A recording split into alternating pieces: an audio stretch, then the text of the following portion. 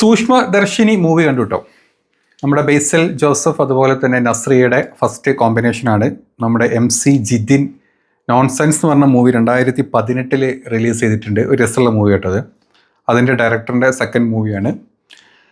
അങ്ങനെ നമ്മൾ ഇന്ന് ആ മൂവി കണ്ടു. ഇപ്പോൾ രാത്രി 1 മണിയായിട്ട് സമയം. ഞാൻ മൂവി കണ്ടത് ബാംഗ്ലൂരിൽ നിന്നാണ്. അപ്പം ഈ മൂവിയിൽ എന്താണോ ഉള്ളതെന്ന് ചോദിച്ചു കഴിഞ്ഞാൽ തുടക്കം മുതൽ നമ്മളിങ്ങനെ കാണുമ്പം ഒരു എന്താ പറയുക, പ്രത്യേകിച്ച് ആളും ബഹളമൊന്നുമില്ല.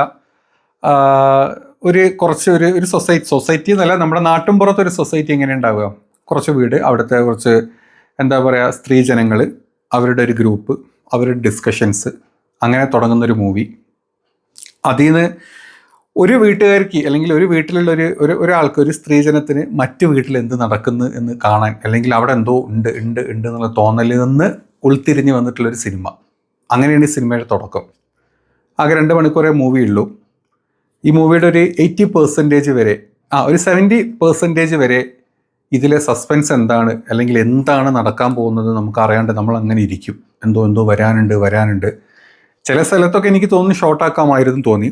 പക്ഷേ ബേസിലും നസ്രിയും നല്ല രീതിയിൽ തന്നെ ആ മൂവി കൊണ്ടുപോയിട്ടുണ്ട്. സത്യം പറഞ്ഞാൽ ഇതൊരു ഹീറോയിനാട്ടോ അതിൽ കുറച്ചും കൂടെ ക്യാരക്ടർ ഉള്ളത്. നമ്മുടെ ബേസലിനേക്കാളും ഒരുപാട് ക്യാരക്ടർ കൂടുതലുള്ളത് നമ്മുടെ നസ്രിയക്ക് തന്നെയാണ്. നസ്രിയയുടെ ഒരു തിരിച്ചു വരവ്, നസ്രിയയുടെ ഒരു കുട്ടിത്തം നമുക്കറിയാലോ എങ്ങനെ ആയിരുന്നു. ഒരു ക്യൂട്ട്നെസ് ഒക്കെ വാരി വിതറിക്കൊണ്ടുള്ള ഒരാളായിരുന്നു നസ്രിയ. അതിൽ നിന്നൊക്കെ കുറച്ചൊക്കെ ഒന്ന് മാറി, എന്നാലും അത് കംപ്ലീറ്റ് മാറിയിട്ടില്ല. അതെല്ലാം കൂടെ ഇൻക്ലൂഡഡ് ആയിട്ട് ഒരു മൂവി. നസ്രിയാണ് ഇതിലെ മെയിൻ കഥാപാത്രം. ബേസലിനേക്കാളും കൂടുതൽ റോളൊക്കെ നസ്രിയക്ക് തന്നെ ഉള്ളത്. ബേസൽ നമ്മൾ വിചാരിച്ച പോലെ എന്താ പറയുക, അയലത്തെ പയ്യൻ എന്ന് പറഞ്ഞ പോലെ, അല്ലെങ്കിൽ കാണുമ്പോൾ തന്നെ ചിരിച്ച് വീഴുന്ന ബേസലൊന്നുമല്ല. അതിൽ നിന്നൊക്കെ കുറച്ച് മാറിയിട്ടാണ്. പക്ഷേ ചില ഭാഗത്ത് നമുക്ക് ബേസലിൻ്റെ ഒരു ബേസിക് ക്യാരക്ടർ ഉണ്ടല്ലോ, നമുക്കൊരു ബേസിക് ചില ഗസ്റ്റേഴ്സും കാര്യങ്ങളൊക്കെ ഉണ്ട്. അത് കാണുമ്പോൾ നമുക്ക് ചിരി വരും. പക്ഷെ എന്നാലും അതൊന്നും അല്ല മൂവി. പിന്നെ ഒരുപാട് പേരൊന്നുമില്ല, ഒരു 10-15 ആക്ടേഴ്സ് അല്ലെങ്കിൽ ആക്ട്രസ് മിക്സ് ചെയ്തിട്ടുള്ളൊരു കോമ്പിനേഷൻ, ഒരു കഥ, 2 മണിക്കൂർ കഥ, ഒരു 1.5 മണിക്കൂർ കൊണ്ട് തീർക്കാൻ പറ്റും എന്ന് തോന്നിയിട്ടുള്ള കഥ. ഒരു ഇൻവെസ്റ്റിഗേഷൻ ത്രില്ലറാണ്. കുറേ പേര് പറഞ്ഞു ദൃശ്യത്തിനേക്കാൾ വലിയ ട്വിസ്റ്റ്, അങ്ങനെയൊന്നും പറയാൻ പറ്റില്ല. ദൃശ്യത്തിൻ്റെ ഒരു ക്ലാസിക് അത് വേറെ തന്നെയാണ്. ഇത് എന്താ പറയുക, ഒരു ഇൻവെസ്റ്റിഗേഷനാണ്. പോലീസുകാരൊന്നുമില്ല, ഒരു വീട്ടമ്മയുടെ ഇൻവെസ്റ്റിഗേഷൻ. അത് എവിടം വരെ എത്തും, അതെങ്ങനെ ബ്രേക്ക് ചെയ്ത് എങ്ങനെ അത് കഴിയും. സത്യം പറഞ്ഞാൽ ഇതിൻ്റെ അപ്പുറത്തോട് ഇതിനെ പറ്റിയൊന്നും പറയാൻ പറ്റില്ല. അപ്പോൾ അത് സ്പോയിലറായി പോകും. അതാണ് മൂവിൻ്റെ 70-75% വരെ എന്താണെന്ന് ഒരു ഐഡിയ നമുക്ക് കിട്ടില്ല. എനിക്ക് കിട്ടിയിട്ടില്ല സത്യം പറഞ്ഞാൽ. പക്ഷേ ഒരൊറ്റ ക്ലിക്കിൽ നമുക്ക് എന്താ കാര്യം എന്ന് മനസ്സിലാവും. പിന്നെ അവിടെ നിന്ന് അങ്ങോട്ടുള്ള 25% ഓഫ് മൂവി നമുക്ക് പ്രെഡിക്റ്റബിൾ ആണ്. എന്താണ് നടക്കാൻ പോകുന്നത് വ്യക്തമായിട്ട് അറിയാം.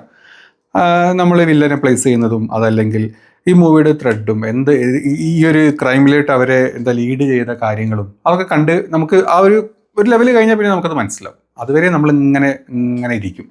ചില ഭാഗത്ത് ചെറുതായിട്ടൊക്കെ ലാഗ് അടിക്കും. ബാക്ക്ഗ്രൗണ്ട് സ്കോറൊക്കെ ഒരു രക്ഷയില്ല, നല്ല രസമായി ചെയ്തിട്ടുണ്ട്. സത്യം പറഞ്ഞാൽ നമ്മളൊരു ബൈനോക്കുലർ വെച്ചിട്ട്, ഒരു സൂക്ഷ്മദർശിനി വെച്ചിട്ട് നമ്മൾ കാണുന്ന ഒരു കാഴ്ച, ഒരു വീട്ടമ്മ കാണുന്ന കാഴ്ച എങ്ങനെയാണോ അത് അതുപോലെ എടുത്തു വെച്ചിട്ടുണ്ട്. അപ്പുറത്തെ വീട്ടിൽ നടക്കുന്ന അതിൽ കാണുന്ന കാര്യങ്ങൾ അതുപോലെ മൂവി എടുത്തു വെച്ചിട്ടുണ്ട്. അതിൻ്റെ കളർ ടോണും കാര്യങ്ങളും തുടക്കത്തിൽ ഞാൻ തന്നെ ആലോചിച്ചു കുറച്ചുകൂടെ കളർഫുള്ളാക്കി, കുറച്ചുകൂടെ കളർ ഗ്രേഡൊക്കെ കൊണ്ടുവന്ന്, ഡാർക്ക്നെസ് ഒക്കെ കൊണ്ടുവന്ന്, ഭയങ്കര സസ്പെൻസ് എന്താ പറയുക ത്രില്ലിങ് ലെവലിലുള്ള ബാക്ക്ഗ്രൗണ്ടൊക്കെ ഇട്ട്. പക്ഷെ അങ്ങനെയൊന്നുമല്ല. മൂവിയുടെ അവസാനം എത്തുമ്പോൾ നമുക്ക് അതൊന്നും വേണ്ട. ഈ മൂവിക്ക് മാക്സിമം അവർ ചെയ്തിട്ടുള്ളത്, ഇതിൽ അഭിനയിച്ചിട്ടുള്ള ആളുകളാണെങ്കിലും അവരുടെ ക്യാരക്ടേഴ്സ് നല്ല രീതിയിൽ ചെയ്തു. ഇതിൻ്റെ ത്രെഡും അങ്ങനെ തന്നെയാണ്. തുടക്കം മുതൽ അവസാനം വരെ അങ്ങനെ കൊണ്ടുപോയിട്ട് ആ മൂവി അങ്ങനെ തീർക്കും. ഒരു 1 ടൈം വാച്ചബിൾ മൂവിയാണ്. തിയേറ്ററിൽ തന്നെ പോയി കാണണം, എല്ലാവരും കാണണം. അങ്ങനെയാണല്ലോ, അതിനാണല്ലോ നമ്മൾ മൂവി തിയേറ്ററിൽ ഇറക്കുന്നത് അല്ലേ. ആ രീതിയിലാണ് മൂവി പോകുന്നത്. പിന്നെ ഇപ്പോൾ ഇതിലെന്താ എടുത്തു പറയാനുള്ളത്, നസ്രിയയുടെ ഒരു തിരിച്ചു വരവൊന്നും പറയേണ്ട കാര്യമില്ല. നസ്രിയയുടേതായിട്ടുള്ള കാര്യങ്ങളൊക്കെ നല്ല രീതിയിൽ ചെയ്തിട്ടുണ്ട്. പിന്നെ ബേസലിൻ്റെ പല കാര്യങ്ങളും സ്ഥിരം കാണിക്കുന്ന ചില ആക്ഷൻസും ക്ലീഷേ കാര്യങ്ങളൊക്കെ തന്നെ നടന്നിട്ടുള്ളത്. അതിൻ്റെ അപ്പുറത്തോട്ടൊന്നും ഇതിൽ പറയാനില്ല. പിന്നെ നമ്മുടെ സിദ്ധാർത്ഥ് ഭരതൻ്റെ ഒരു ക്യാരക്ടറുണ്ട്, കുറച്ചൊക്കെ ചിരിപ്പിക്കും. ലാസ്റ്റ് വരെ നമ്മളെ ചിരിപ്പിക്കുക തന്നെ ചെയ്യുന്നൊരു ക്യാരക്ടറാണ്. പക്ഷേ എല്ലാം സീരിയസ് ആയിട്ടാണ് ഈ പടത്തിൽ അത് എടുത്തു വെച്ചിട്ടുള്ളത്. അങ്ങനത്തെ ഒരു മൂവി. അപ്പോൾ എന്തായാലും എല്ലാവരും പോയി കാണുക. ഇതിൻ്റെ ഒരു കാര്യം പറയാൻ പറ്റില്ല. ചിലപ്പം ഇത് നാളെ അല്ല മറ്റന്നാളേക്ക് കാണുമ്പോഴേക്കും ഇതിൻ്റെ ബേസ് എന്താണ്, ഇതിനെങ്ങനെ ഉൾത്തിരിഞ്ഞ് വന്നു, എന്തുകൊണ്ട് അവർ ചെയ്തു ഒക്കെ നമുക്ക് പുറത്തോട്ട് അറിയാൻ പറ്റും. അപ്പം എത്രയും പെട്ടെന്ന് ഈ മൂവി പോയി കണ്ടു കഴിഞ്ഞാൽ നമുക്ക് രസമായിട്ടിരിക്കാം. അതല്ലാണ്ട് ഇതിൻ്റെ ഒരൊറ്റ കാര്യം, അതിൻ്റെ ആ ഒരൊറ്റ സ്പോയിലർ ഉണ്ടല്ലോ, അതൊന്ന് പുറത്ത് വന്നു കഴിഞ്ഞാൽ തീർന്നു. പിന്നെ ഈ മൂവി പോയി കാണുന്നതിൽ ഒരർത്ഥവുമില്ല. അപ്പം എല്ലാവരും മൂവി കാണുക.